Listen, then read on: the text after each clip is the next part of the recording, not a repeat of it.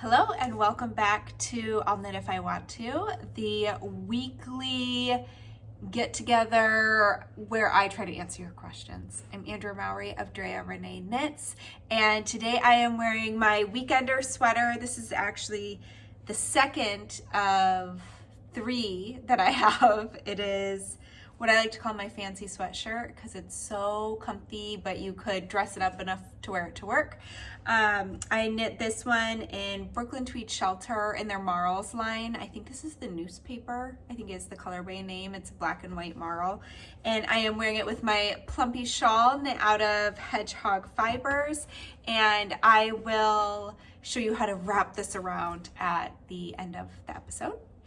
And let's jump into some questions. So question number one, you mentioned in a previous episode how you block. I'm nervous the neckline of my sweater might be a bit too big. Can I not block that area? Would that possibly help? Do you ever not block a section of your sweaters? Thanks so much, and you're fabulous. Thank you. So I do not ever leave part of my sweater auto blocking. I think it would be really hard unless you were steam blocking, but generally for sweaters, for really most everything, I always wet block. And the way that that fiber wants to soak up that water, I think it would be quite challenging to have any of it remain dry. The way it saturates the fiber, even if you were kind of trying to keep that part out of the water, I do think some moisture would still get up there. And I could see some stretching happening anyways, just from the weight of the rest of the sweater being damp. So I think my advice would be to try to just very carefully, as you're getting it out of the tub or the sink after blocking it, just really taking care to not let that waterlogged sweater stretch at all. It can be so heavy when it's full of that much moisture. And it wants to stretch more when it's that wet. So I would just be very careful with that portion, keeping it, holding it tight, using the side of your sink to squeeze out some of that moisture.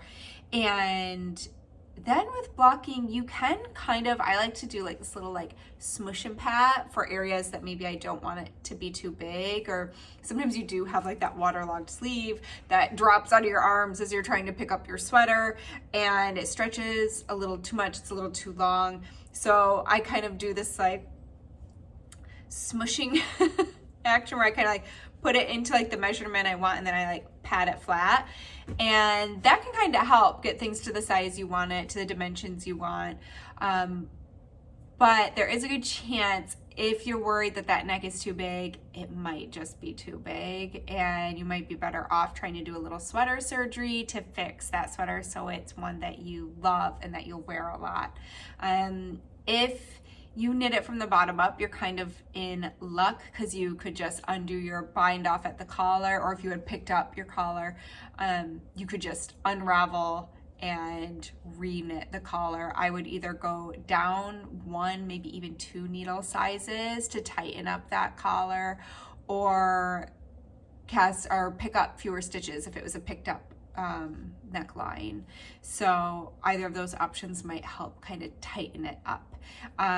If you knit it from the top down, it's definitely trickier to undo that, but I have done it. You can do it. It's just a little trickier, so just go slow, take your time.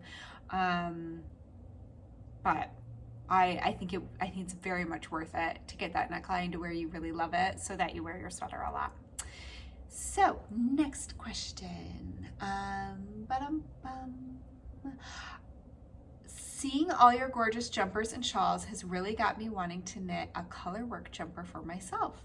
I've never knitted color work before, so I'm wondering if you have a pattern you recommend for a beginner and any tips on knitting and making sure the floats are just right. So 2 episodes ago, in episode 26, I wore my Mackworth sweater, and I think that one is a very friendly beginner color work sweater. None, if my memory serves correct, none of the floats are overly long, and there's some nice small charts in there. Why that word was hard for me to think of. So that is what I would suggest. So if you want to click back 2 episodes, you can see me wearing it, which is kind of fun to be able to see it in action and see what you think about that. I'm also gonna link a video tutorial I made a while ago that is tips for tensioning color work, so that you can kind of see how I like to do that. I find that really the most helpful trick is, I'm always looking around on my desk, if you ever wonder why I'm like glancing around the room. Sometimes I will have my knitting sitting here, so I was just gonna see if I could kind of hold it up real quick and show you.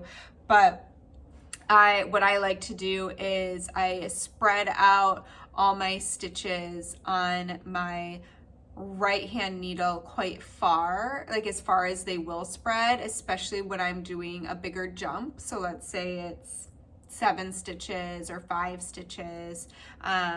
I kind of spread those stitches out so that when I go to knit my next stitch, that float is being pulled across those spread out stitches, kind of like the furthest they would ever be pulled as you wear it, if that makes sense. But I show it all in that video, so hopefully you find that helpful. And you could also practice with a swatch in the round.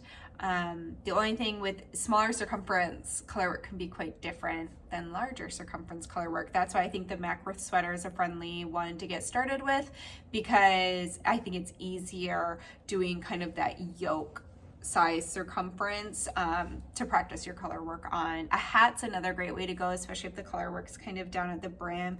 You could try my Flicker and Flame hat. And that is kind of a nice smaller project to jump into if you wanted to before a sweater. But some of the floats in there are longer than my Mackworth sweater. So, but good luck, you can do it. All right, next question. Do you have any advice for pattern marketing? So I hadn't done a designer question in a little while, so I wanted to make sure I got one of those in this week. My first pattern will be published at the end of the month. Congratulations! But I'm not sure if I should be doing something in the meantime. I know that being silent until the publication is not good, but at the same time, I don't want to post the same thing like a gazillion times. Is there a perfect time for posting about new designs? And are there any other means to market it other than posting on Instagram? So I definitely think that a newsletter is a really, really great way to connect.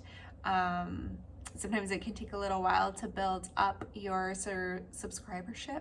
Is that a word? But I've actually found my newsletter is something I look forward to writing every week. I love the emails I get in response from it, and it just feels really, it feels like a community. It feels really connected and like a more intimate way to get to talk with people. There's something about that newsletter format that I find is really just special. I really look forward to it. So I highly recommend doing a newsletter, and Instagram's a great tool. I know it's getting trickier, the algorithms. I feel like I read something every week about algorithms and how they're changing. I try not to get too slogged down by all that, because I think that stuff's always gonna happen. So I typically post a teaser picture the week before I do a release. Sometimes I show my newsletter subscribers even earlier. And otherwise, I wish I was better at this kind of advice, because it's not actually my strong suit. I never have a marketing plan in place. I just kind of do that post the week before. And I understand your feelings for sure about like not wanting to inundate people with the same thing again and again. I do think if you can show different sneak peeks, though, it's really exciting. And I know the reason I got on Instagram way back in the day when it was first getting going was I just loved seeing people's photos of their knitting. I just found it inspiring and exciting, and mostly the pictures I posted were like when I was at a coffee shop, and it'd be like my cup of coffee and my knitting, you know, and so I love those kind of photos. I do definitely have designer friends who post their whole process. They're showing sneak peeks from the get-go. So I definitely think it's a personal thing, whatever feels right for you, and how much you want to show before you release that pattern. But, you know, I can only speak for myself, but I love to see pictures of pretty knitwear. So I think if it's the same photo again and again, that would probably get pretty old. But I think if you can show different photos, and it's a great opportunity opportunity to show details. So that's a great way to do sneaky shots if it was, no matter what kind of pattern it is. I mean, those finishing touches that can really make something so great can get lost in the photo of the whole thing. So I actually like to use those. I'm always telling my husband, like, okay, we need to get some detail shots now, and those are the ones I like to use for little sneak peeks, like this beautiful tubular bind off, or this faux seam, or whatever it may be, the stitch detail, the color, you know, just kind of zooming in and sharing some of those shots can be really fun. And I know I like to look at those, but maybe that's just me. But again, congratulations, and I hope that you have great success with your first pattern. Next question is a cardigan question. I've only ever knit sweaters, all of which have ribbing done in the round, and I was wondering how you keep the bottom edges clean. Knowing I'll have to pick up stitches for the neckband and knit ribbing back and forth. I hope this makes sense. I can't seem to find info about it anywhere, and the edges of my swatches that I know back and forth always have wonky edges. Thanks so much.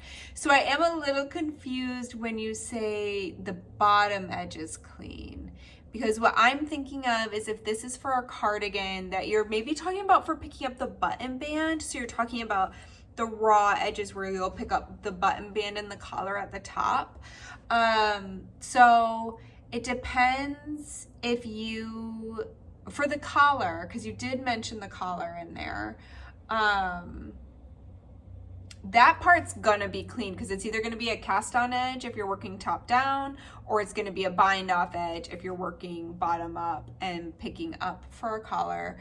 For the button band, my favorite thing to do, which I include in my patterns, is I slip that first stitch, and it just keeps a tidy edge, and it helps me see, it elongates that stitch a little bit, and I just like how I can see where I'm gonna pick up, but it does keep a really nice tidy edge. One thing to remember, if it helps at all, is you don't have to worry too much about that edge looking perfect, because you are going to pick up stitches, which then forces that edge to kind of turn in a little bit. So it's not going to be very visible even when wearing the sweater open, unless it like really flaps open. So, but yeah, try slipping that edge stitch, and that should work out pretty nicely for you. I love seeing your growing handmade sewing wardrobe, and I'm inspired to learn how to sew.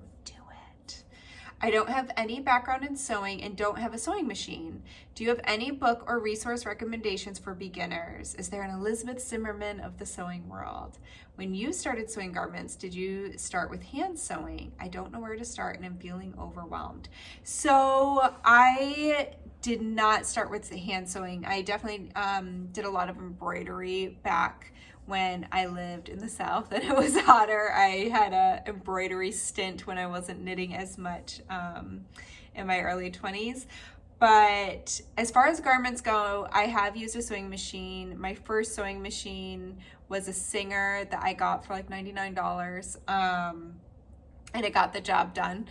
And so I do think, for me at least, I don't think I could make the garments I'm making hand sewing them. I mean, I'm sure it could be done. It would just take an amount of time that I don't have at this time in my life. But I would be really curious if anybody had some resources on hand sewn, hand stitched garments. Obviously too, that really depends on the garment. There was, I wish I had saved it, like bookmarked it. There was one sewer I did see on Instagram who made a jacket I have the pattern for, and she hand sewed it and it looked so beautiful. So there's definitely things you can hand sew. And really, I'm very much a beginner. I have been sewing a lot, and it probably makes me look like I'm more advanced than I am, but I find that with sewing, I think some of the best advice that I can't remember if it was on a podcast or if I read it, but it was just that when it comes to sewing, it's just these like little bite-sized steps, and you just do one step and then the next step and then the next step, and it gets you there. It's a very different process than knitting, in my opinion. it works like a different part of my brain. But one thing I will say that I have found at least is that indie sewing patterns seem to be way more thorough than like bigger business sewing patterns. At least that's been my experience, where I have sewn quite a few garments now, and there's been a couple that there's no way I could have done them as a beginner because there was so much assumed in the pattern that I wouldn't have known, because I am mostly self-taught. So I think indie sewing patterns are a great way to go. I love Sew Liberated by Meg McElwee. Her patterns are really thorough, and now with their newer pattern releases, she told me the other day that they're doing like sew-alongs for them so that you can have that video help too. And I would check around. I think a lot of towns have sewing classes.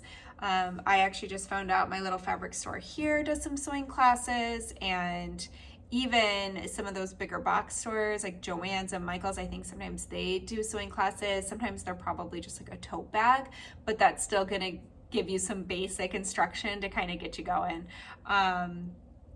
And I did take one sewing class while I was traveling, and they provided the machines and everything. So that's kind of nice if you don't have a machine yet, you're not sure if you want to get a machine.